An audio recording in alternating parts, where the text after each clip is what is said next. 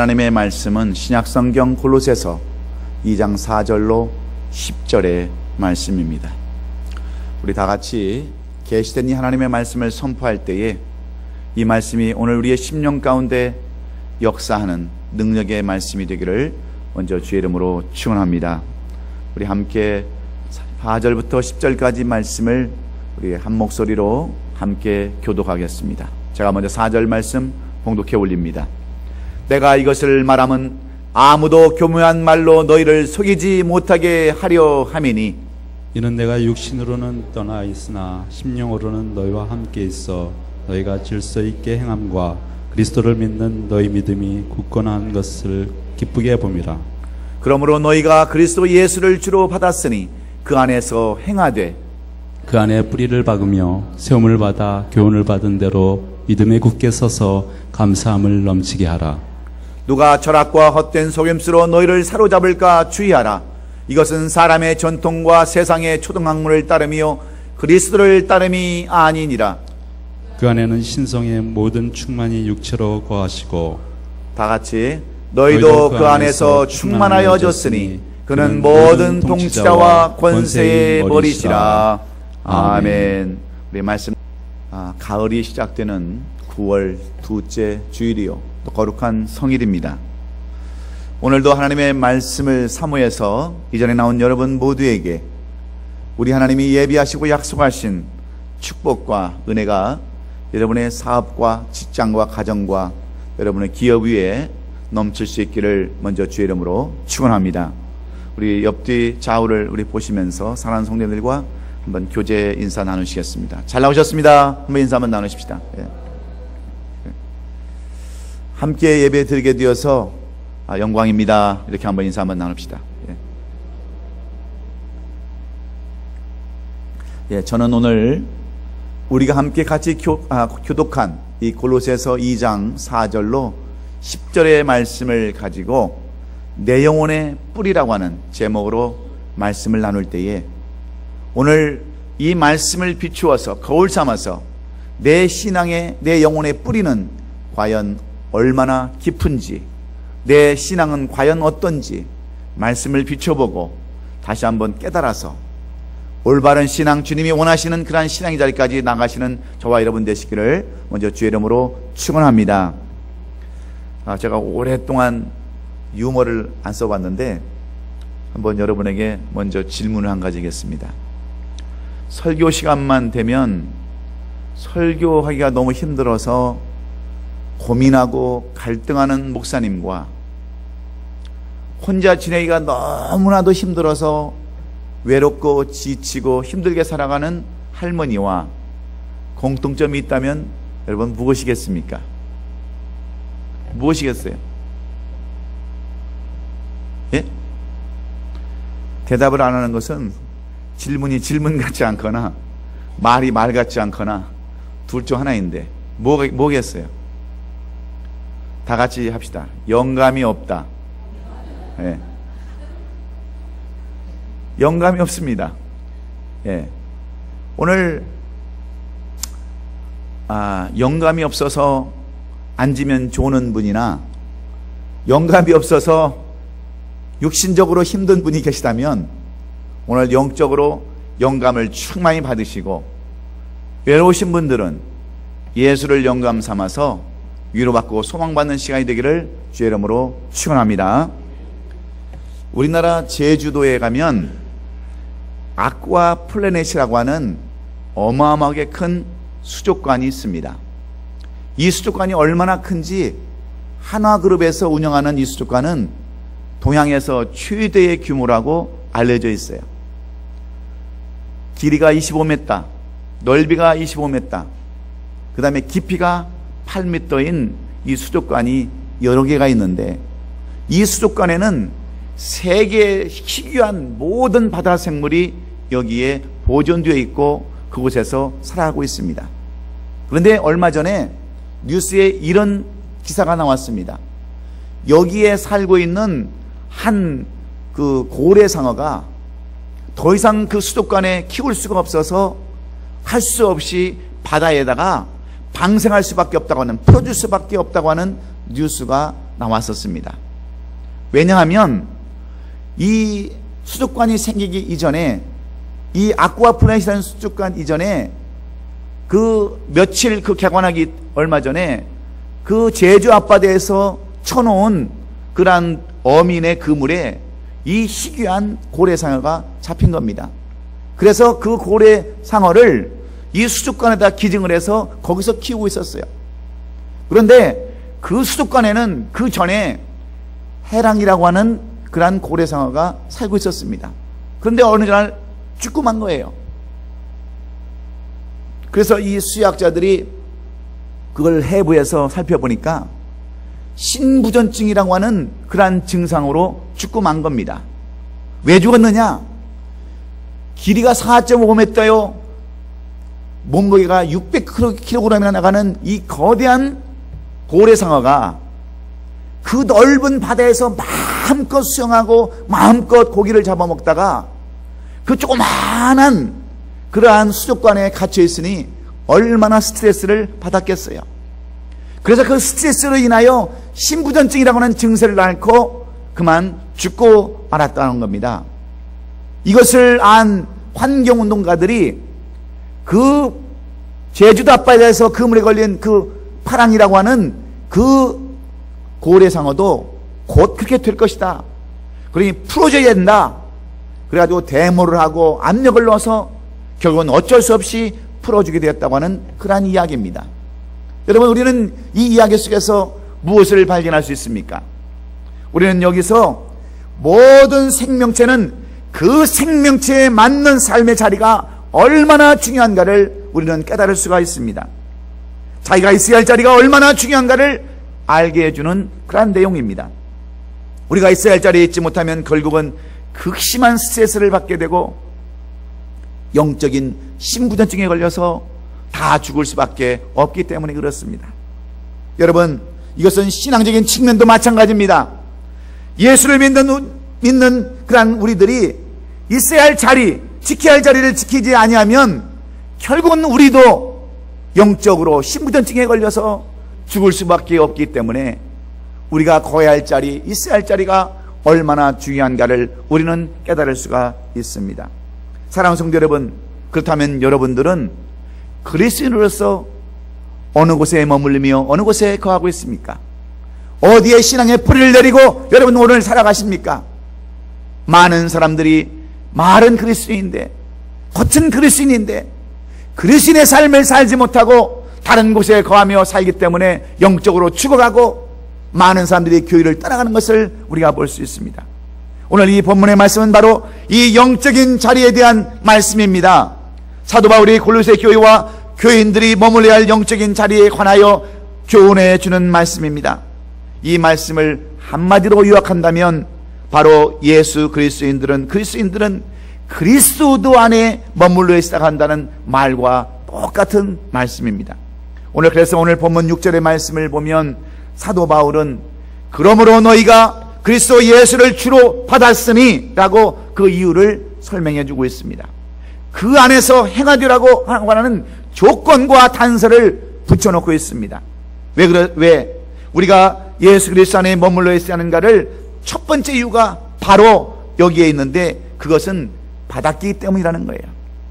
우리가 예수 그리스도를 주로 받았기 때문에 우리는 그러므로 예수 그리스도를 주로 받았으니 그 안에서 거하고 행해야 된다라고 이렇게 말씀하고 있습니다. 여기서 받았다는 말은 원어로 람마루라고 하는 그러한 합성어인데, 이 말을 뜻을 깊이 새겨보면 바로 이런 의미입니다. 마음으로 깊이 받아들여서 자신의 것으로 취한다, 그런 뜻이 바로 받았다 그런 뜻입니다. 받았다는 뜻이에요. 그저 지나가는 말로 듣지 말고 속위에 경익는 그런 소리로 듣지 말고 마음에 새겨서 잘 행하라고 그렇게 권면하고 있습니다. 여러분, 왜 그렇습니까? 이 골로새 교회는 사도 바울이 예배소에서 복음을 전할 때 3년 동안 두란노 성원에서 많은 사람들을 가르칠 때에 에바브라라는 사람이 그곳에 와서 사도 바울의 복음을 들었습니다. 그리고 그는 고향에 들어가서 이 골로새에 들어가서 바로 사도 바울이 전한 예수 그리스도의 복음을 가지고 말씀을 전할 때에 많은 사람들이 몰려와서 세운 교회가 바로 골로새 교회요, 골로새 성도들이었습니다. 바울이 전한 복음을 에바브라를 통해서 들은 사람들이 모여서 세워진 교회가 바로 골로새 교회였는데, 이 골로새 교회는 사도 바울이 직접 복음을 전하지는 않았지만 에바브라를 통해서 골로새 교회와 성도들이 예수 그리스도를 주로 받았기 때문에 사도 바울은 너희가 주를 예수 그리스도를 주로 받았으니 이렇게 표현하고 있는 겁니다. 누가 저랬든 간에 너희들이 예수 그리스도를 주로 받았으니 어떻게 살아야 된다? 예수 그리스도 안에 살아야 된다라고, 그 안에서 살고 행해야 된다라고 이렇게 가르치고 있는 것입니다. 유대인들이 그들의 조상으로부터 율법을 전해받은 것처럼 골로새 교인들도 에바브라부터 복음을 전해 듣고 그들도 예수 그리스도를 주로 받아들이겠다는 것을 이 사도 바울은 확실히 알고 있었기 때문입니다. 사랑하는 성도 여러분, 우리도 마찬가지 아닙니까? 우리도 마찬가지로 서로 과정은 다르지만, 서로 여러분 모든 것은 다 다르지만 한 가지 동일한 것이 있다고 한다면 그것은 우리 모두가 예수를 주로 받았다고 하는 것입니다. 시대와 환경과 상황은 다 달라도 우리가 전해지는 그 복음을 통해서 예수를 우리의 주로, 나의 구세주로 영접한 사람들이 저와 여러분들입니다. 그런데 문제가 무엇입니까?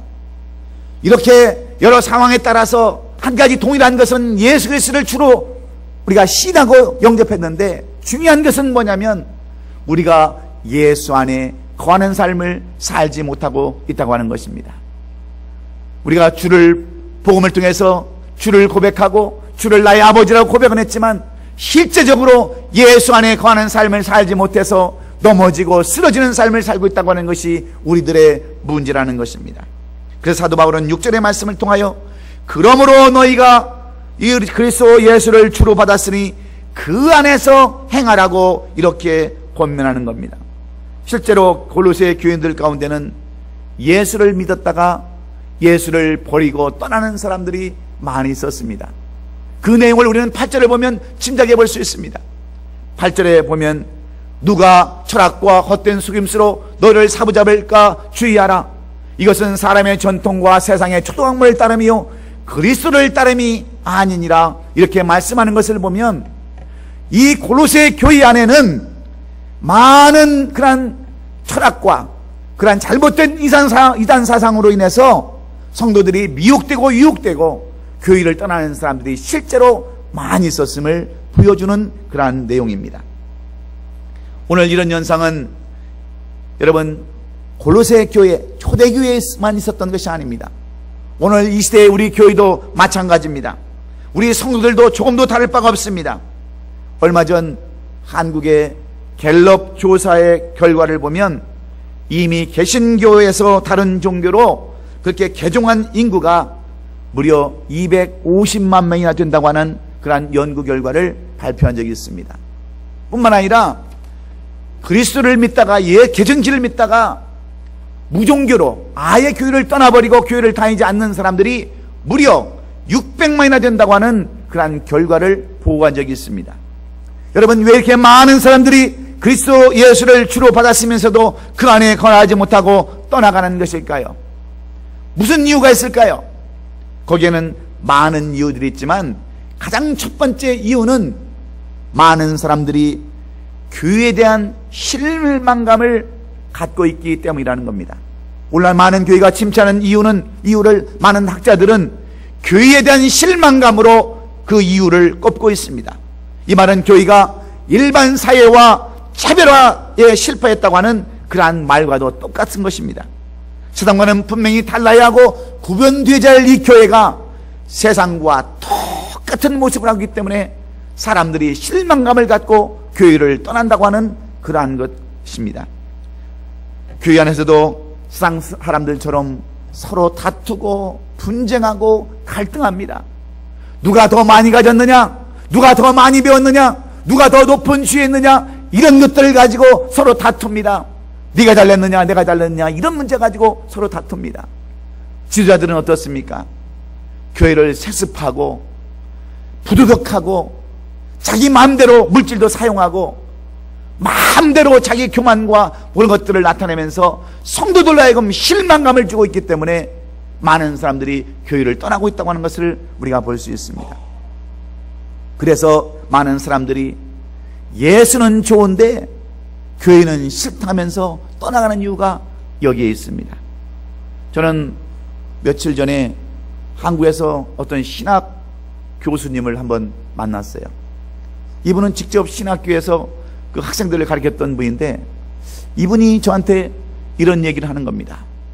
오늘날 이 교회가 침체되는 이유가 있는데 그분은 한나라당 대표인 한나라당이 아니고 지금은 새누리당 그 대표인 박근혜 그 새누리당 대표에 대한 이야기를 하는 거예요. 저는 그런 얘기를 처음 들었습니다. 그 박근혜 씨가 서강대 전자공학과를 졸업하고 그 명예 박사학위를 받기 전에 어느 신학교를 등록을 하게 되었답니다. 그런데 그 신학교 학생들이 유신잔당이 이 신학교에 들어오는 것은 바로 학교의 명예를 실추시키는 것이다, 학교의 명예를 떨어뜨리는 것이다 하면서 신학생들이 피켓을 만들어 가지고 그 학교 교무처 앞에서 대모를 했다는 거예요. 그래서 이 박근혜 씨가 신학교를 못 가고 결국 거기서 중도 하차했다는 거예요. 저는 그 얘기가 사실인지 아닌지 제가 아까 인터넷을 찾아봤더니 그런 얘기는 전혀 없더라고요. 근데 이 교수님이 그렇게 얘기를 하는 거예요. 그래서 저는 생각을 해봤습니다. 만약에 박근혜 씨가 그 신학교에 가서 신학을 공부하고 이 복음에 대해서 확실히 알았다고 한다면 이 나라를 이끌어가고 한 나라 한 당의 대표로서 얼마나 많은 영향력을 발휘했을까 생각해 볼 때 정말 너무나도 안타까운 마음을 금할 수가 없었어요. 왜 오히려 그리스인들이 사람들이 많은 사람들을 쫓아내는 그런 입장에 있습니다. 우리가 잘 아는 인도의 수상이었던 간디 이야기를 여러분은 기억하실 거예요. 여러분, 간디는 인도에서 있다가 영국으로 공부하기 위해서 유학을 간 사람입니다. 영국에서 공부하면서 그는 때때로 성경을 봤어요. 성경 속에 있는 진리를 보면서 예수에 대한 큰 관심을 가졌습니다. 그런데 어느 날 자기 친구가 이 간디를 교회로 인도했습니다. 기쁜 마음을 가지고 기대된 마음을 가지고 교회를 갔는데 교회에서 건장한 백인 청년이 앞을 막습니다. 죄송합니다. 여기는 백인밖에 못 들어간 곳입니다.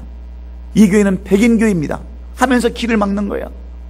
그래서 이 간디는 그 교회에 들어가서 예배도 보지 못하고 쫓겨나왔습니다. 너무나도 가슴이 아프고 너무나도 분해서 그 계단 앞에서 앉아서 울고 있는데 음성이 들리는 거예요. 너도 못 들어가는 저 교회에 뭐려고 들어가냐, 나도 없는 거긴데 뭐려고 들어가느냐 하는 음성을 듣고 그때부터 교회하고는 담을 쌌다고 하는 그런 이야기가 전해지고 있지 않습니까?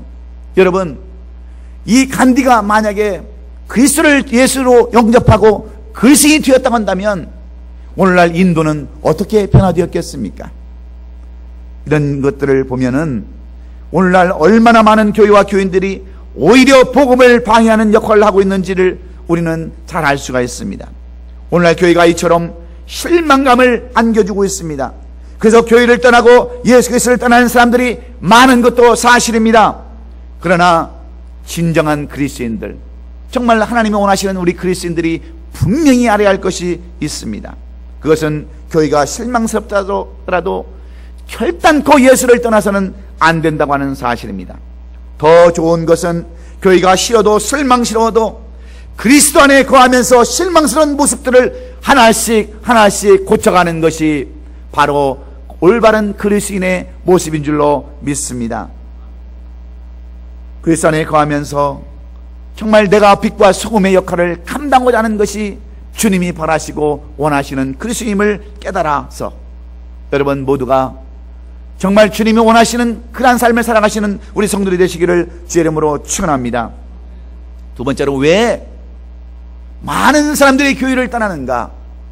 세상에 전해져 오는 풍습과 관습에 의한 영향 때문이라고 말씀하고 있습니다.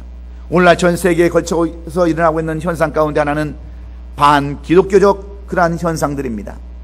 안티크리스찬들이 얼마나 교회를 집중적으로 공격하고 있는지 모릅니다. 그 중에 하나가 바로 종교다원주의라고 하는 것입니다. 이 세상에는 하나님은 없다는 거예요.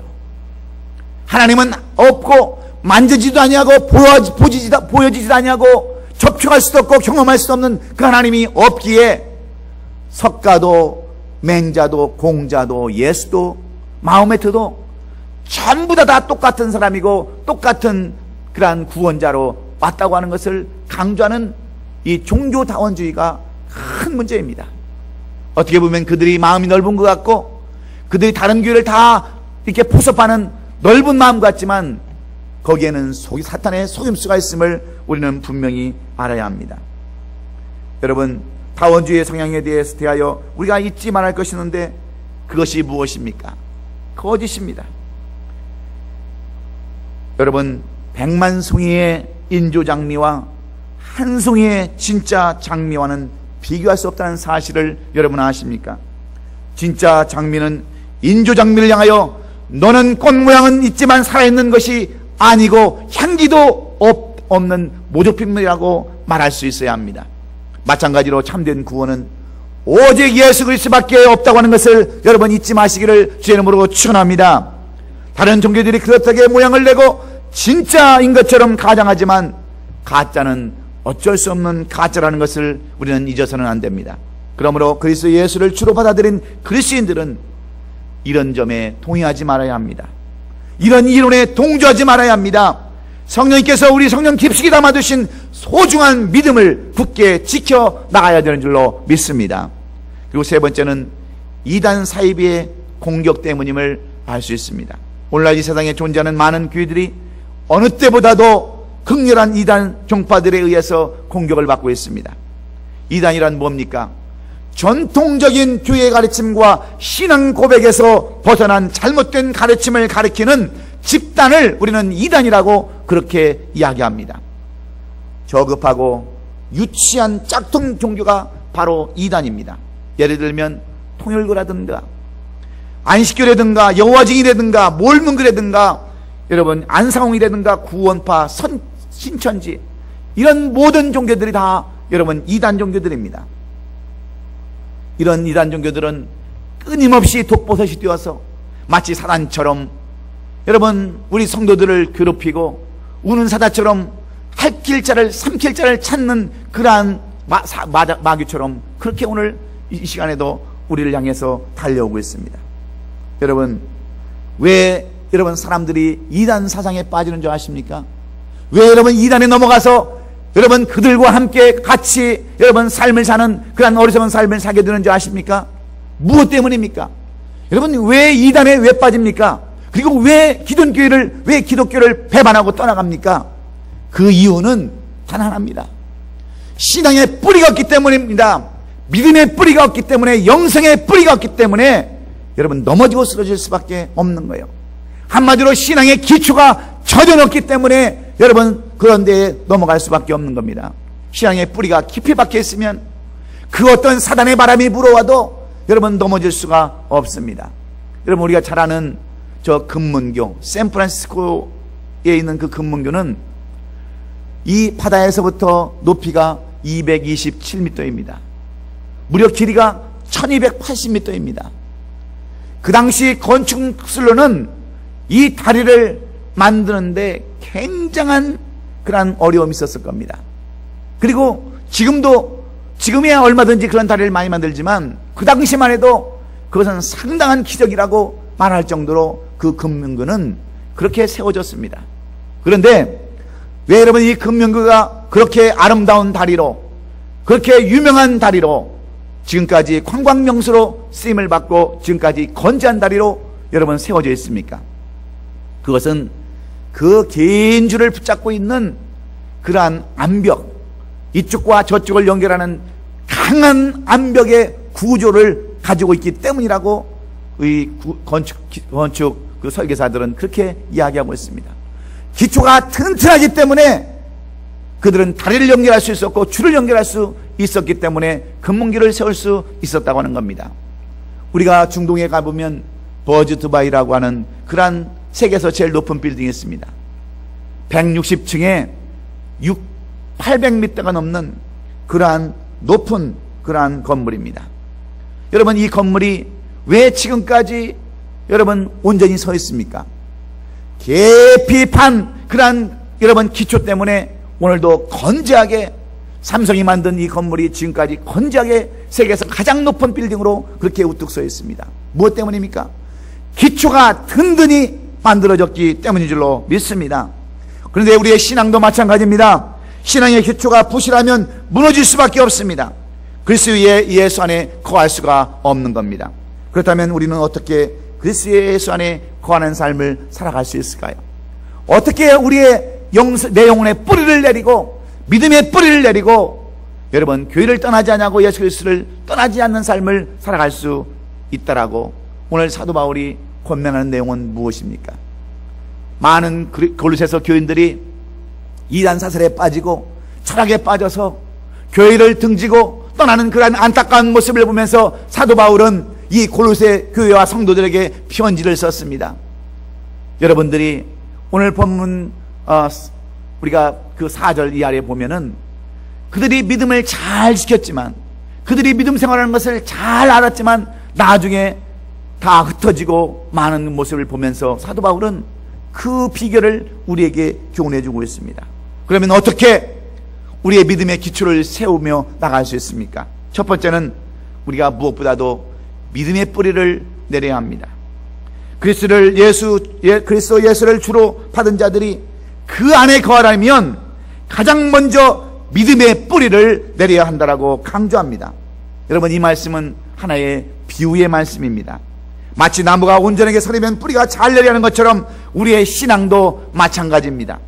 그래서 사도 바울은 예수 안에서 뿌리를 박으라 이렇게 강조하고 있습니다. 우리 신앙의 기초가 되시는 예수께 믿음 안에서 뿌리를 박으라고 이렇게 권면하는 겁니다. 우리의 기초가 되시는 예수님의 믿음의 뿌리를 내려야 비로소 우리가 온전히 설 수 있기 때문인 줄로 믿습니다. 그래서 히브리서 12장 2절에 믿음의 주요 온전케 하신 이인 예수를 바라보라 하는 말씀이 무슨 말씀입니까? 우리가 다른 곳에 뿌리를 내리면 여러분 죽을 수밖에 없습니다. 영이 죽을 수밖에 없습니다. 그러나 우리의 주 되시는 예수에게 뿌리를 내리면 우리는 그곳에서 양분을 취하고 그곳에서 영의 양분을 취하고 여러분 날마다 그리스도 안에서 자라게 될 줄로 믿습니다. 제가 이따금 중국에 가면 이렇게 관광을 이렇게 한번 아침에 이렇게 낮에 한 번씩 하게 되는데 제가 중국에 갔을 때 참 희한한 나무를 하나 봤습니다. 그 나무의 이름은 모수라는 대나무과의 그런 나무인데 이 모수라는 대나무는 불과 6주 만에 한 달 반 만에 15m에서 20m씩 자라는 놀라운 성장력을 가진 대나무가 바로 모수라는 대나무라는 겁니다. 그래서 이 식물학자들이 도대체 이 나무가 무슨 나무이길래 한 달 반 만에 15m에서 20m씩 자라는가 살펴보았답니다. 그랬더니 비결이 있더라는 거예요. 이 나무는 4년 동안 도대체 있는지 없는지 흔적도 없습니다. 도대체 대나무가 박혀 있는지 안 박혀 있는지도 모를 정도로 흔적도 없어요. 그런데 5년째 되는 때 보면 대나무에 순이 나오고 그때부터 하루에 30cm씩 자란다는 거예요. 그래서 이 식물학자들이 살펴보니까 4년 동안 이 대나무가 무엇을 하느냐? 4년 동안은 깊이 뿌리를 내립니다. 4년 동안 넓이 뿌리를 내리고 그 줄기를 성장시킬 수 있도록 준비하고 있었다고 하는 거예요. 여러분, 줄기를 급성장시키려면 뿌리가 깊고 넓게 퍼져야 되는 줄로 믿습니다. 이것이 바로 기초예요. 우리의 신앙도 마찬가지입니다. 우리의 신앙의 기초가 없으면, 뿌리가 없으면 여러분 넘어질 수밖에 없고, 가물으면 여러분 시들을 수밖에 없고, 비가 오면 넘어질 수밖에 없는 것이 우리의 신앙이기에 우리는 이 믿음의 뿌리를 깊게 내려야 되는 줄로 믿습니다. 그렇습니다. 우리가 그리스도 예수 안에서 가려면 무엇보다도 믿음의 뿌리가 든든히 내려야 됩니다. 그렇다면 우리가 이 믿음의 뿌리를 무엇으로 내릴 수 있습니까? 첫째는 말씀입니다. 날마다 말씀을 상고하고 말씀을 우리가 영의 양식을 먹을 때 우리는 믿음의 뿌리를 내릴 수 있습니다. 그리고 찬양입니다. 여호와 하나님을 찬양하며 경배하고 예배하는 겁니다. 그리고 기도하는 겁니다. 여러분, 말씀도 없이 찬양도 없이 기도도 없이 예배도 없이 어찌 우리가 여러분 이 땅에 그 믿음의 뿌리를 내릴 수 있겠습니까? 그런데 많은 사람들이 그저 주일 예배 하나 드리는 것으로 다 만족하고 삽니다. 말씀도 한 번도 떠들어보지 않습니다. 예배 드리자고 그러면 차에 트렁크에 가서 성경책 꺼내오고요. 성경책을 들고 다니지도 않아요. 요즘은 다 이렇게 스크린도 하니까 성경책을 만난 지가 아마 몇 년씩 된다고 고백하는 사람도 있습니다. 성경책을 딱 보면 아이고 반갑네, 그런 사람도 있어요. 말씀 없이 기도 없이 찬양 없이 예배 없이 여러분 어떻게 우리가 믿음의 뿌리를 내릴 수 있겠어요? 여러분, 오늘 우리 성도들은 말씀으로 기도로 찬양으로 예배로 믿음의 뿌리를 깊이 내릴 수 있기를 예수님의 이름으로 축원합니다. 두 번째는 세움을 받아야 한다라고 오늘 본문 7절은 말씀합니다. 그 안에 뿌리를 박으며 세움을 받아 그랬어요. 이 말씀도 하나의 여러분 비유의 말씀입니다. 여러분, 이 말씀은 무엇을 두고 하는 말씀이냐면 건물을 지을 때 하시는 말씀의 비유입니다. 우리가 건물을 지어갈 때 먼저 기초를 닦고 그 기초에 기둥을 세워서 건물의 골격을 이루어 나갑니다. 그리고 벽을 세우고 그 인테리어를 해서 건물을 완성시킵니다. 이것이 일반적인 건축의 법칙입니다. 그런데 기초만 해놓고 기둥을 세우지 않는다고 한다면 여러분, 그 건축에 무슨 의미가 있습니까? 여러분, 반드시 건물이라는 것은 기둥, 골격을 통해서 건물이 이루어져 나가는 것입니다. 그런데 기둥이 없는 그러한 삶, 기둥이 없는 그러한 건물은 여러분 아무런 의미가 없는 거예요. 이것을 우리의 신앙에 비교해보면 이것은 우리의 삶의 목표입니다. 방향입니다. 목적 있는 삶입니다. 우리가 예수 그리스도를 믿기는 믿었는데 기초는 깔아놨는데 내가 예수를 믿고 삶의 방향이 없다고 한다면, 내가 예수를 믿고 삶에 대한 목적이 없다고 한다면 여러분 그것은 아무런 의미가 없는 거예요. 하나님은 여러분에게 사명을 주셨습니다. 여러분에게 직분을 주셨습니다. 그런데 그런 사명과 직분 없이 살아간다고 한다면 기초도 아무런 상관이 없다고 하는 거예요. 그래서 여러분은 오늘부터 삶의 방향을 분명히 가져야 합니다. 삶의 목적이 분명해야 합니다. 내가 무엇 때문에 사는지, 내가 왜 사는지, 나는 누구인지를 분명히 깨달아서 삶의 방향을 정하셔야 그것이 바로 여러분 쓰러지지 않냐고 넘어지지 않는 비결임을 사도 바울은 가르쳐주고 있어요. 여러분, 방향 없이 싸우는 사람과 목표를 가지고 싸우는 사람과의 차이는 엄청난 겁니다. 여러분, 목표 없이 가는 배는 여러분 어딜 향해 가겠습니까? 우리의 가는 목표는 어디입니까? 끝까지 주님과 함께하는 자리, 저 천국을 가는 것이 우리의 목표 아닙니까? 그러므로 여러분 좌우나 치지 마시고 분명한 목적의식과 목표의식을 가지고 여러분 신앙생활을 할 수 있기를 예수님의 이름으로 축원합니다. 마지막으로 왜 많은 사람들이 넘어졌는가? 왜 교회를 떠나는가? 왜 골로새 교인들은 그렇게 교회를 떠날 수밖에 없었는가? 세 번째는 하나님의 은혜를 생각하고 감사를 넘치지 않게 했기 때문임을 말씀해 주고 있습니다. 그러므로 우리는 하나님의 은혜를 생각하고 감사를 넘치게 해야 되는 줄로 믿습니다. 많은 사람들이 교회를 떠나고 예수 그리스도 안에 거하지 못하는 또 하나의 이유는 그들이 하나님의 은혜를 잃어버렸기 때문입니다. 하나님의 은혜를 잊어버리고 배은망덕한 삶을 살아가기 때문에 그들은 어려움이 오면 떠날 수밖에 없습니다. 그래서 사도 바울은 하나님의 은혜를 생각하고 감사함을 넘치게 하라고 이렇게 당부하고 있습니다. 여러분, 하나님의 은혜가 무엇입니까? 하나님의 은혜는 이 땅에 예수 그리스도 독생자를 이 땅에 보내신 것입니다. 이 땅에 오셔서 우리를 위하여 고난받은 것이 바로 은혜입니다. 구속당하시고 십자가에 다시 사신 것이 은혜입니다. 우리가 죽어야 할 자리에 대신 죽어주신 것이 은혜입니다. 이런 하나님의 은혜를 우리가 잊어버리니까 여러분 다 모든 것을 다 잊어버릴 수밖에 없는 겁니다. 이렇게 은혜를 쉽게 잊어버리고 외면하며 배은망덕한 삶을 살아가는 것은 하나님의 은혜에 대한 구속의 진정성, 그것을 모르기 때문입니다.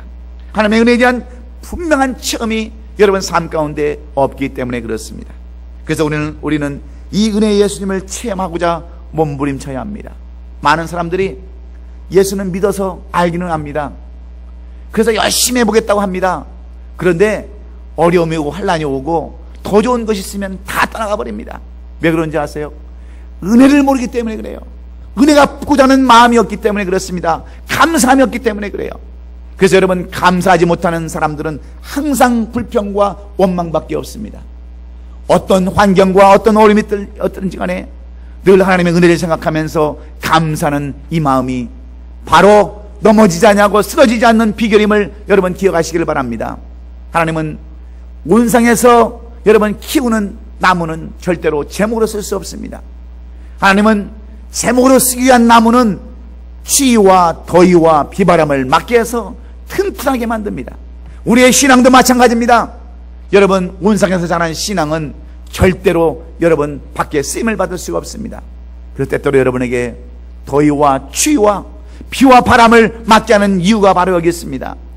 우리는 좋을 때는 하나님을 찬양하고 정말 감사할 일에서는 감사하지만 힘들고 어려운 일에는 원망과 불평하며 살아갑니다. 그러나 우리를 위해서 죽으신 그 예수 그리스도의 은혜를 생각하면 우리가 여러분 무슨 입으로 원망하고 불평할 수 있겠어요? 오히려 우리는 그 은혜를 생각하면서 날마다 감사하고 은혜에 넘치는 삶을 살아가야 되는 줄로 믿습니다. 그래서 오늘 이 본문은 강조하기를 하나님의 은혜를 생각하고 감사함을 넘치게 하라고 이렇게 권면하고 있습니다. 여러분, 이제 말씀을 정리하기를 원합니다. 여러분, 우리의 신앙의 삶은 성령의 지배를 받는 삶이라고 해도 과언이 아닙니다. 왜냐하면 하나님과 온전한 관계를 유지하는 삶을 산다고 하는 것은 하나님의 뜻대로 여러분 지배당하고 성령의 인도함을 받는 삶을 의미하기 때문에 그렇습니다. 그런데 이렇게 신앙생활하는 사람들에게는 여러분 하나님의 놀라운 축복과 하나님의 붙들어 주심과 하나님의 거하는 축복을 우리에게 허락한다고 하는 것이 바로 현대의학에서 얘기하는 플라시보의 효과입니다. 이 플라시보의 효과라는 것은 뭐냐면 가짜약이라는 뜻입니다.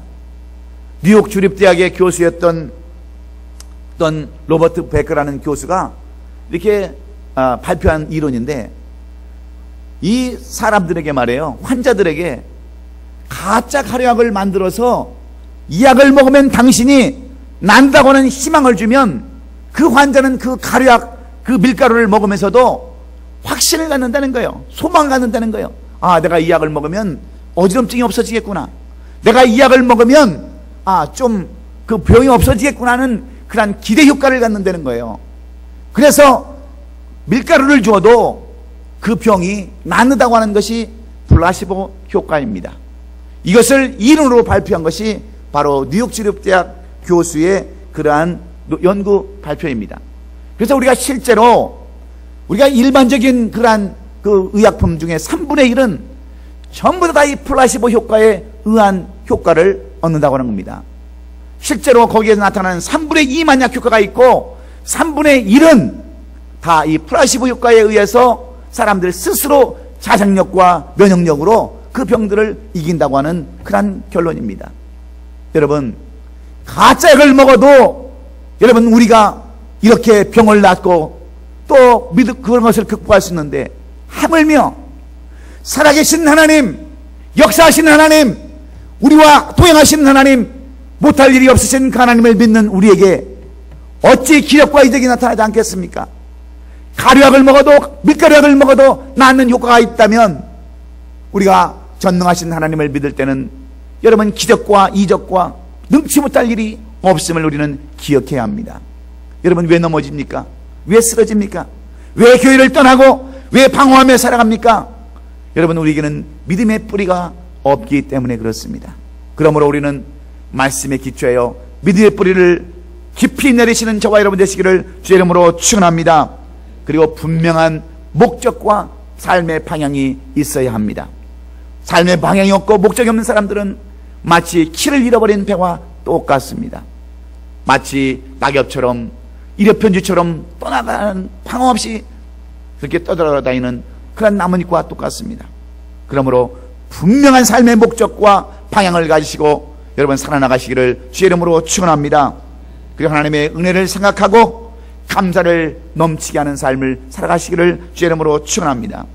우리에게 베풀어 주신 그 주님의 은혜, 우리를 구원해 주신 그 은혜만으로도 날마다 감사하며 나갈 때에 하나님은 더 많은 것으로, 더 많은 축복으로 채워줄 줄로 믿습니다. 주님 안에 거하는 축복과 교회를 떠나지 않냐고 굳건한 믿음 가운데서 살아가는 그러한 놀라운 축복이 저와 여러분 가운데 있을 줄로 믿습니다. 그래서 우리는 오늘 세 가지를 기억해야 합니다. 믿음의 뿌리를 내리고 세움을 받고 하나님의 은혜를 생각하고 감사를 넘치게 하는 그러한 삶을 사심으로 좌우나 치우치지 않냐고 우리 모두 주님 안에 거하여서 마치 시냇가에 심은 나무가 씨를 쫓아서 많은 과실을 맺는 것처럼 이 9월에 풍성한 열매를 맺으시는 우리 성들이 되시기를 예수 그리스도의 이름으로 축원합니다. 축원합니다. 기도하겠습니다.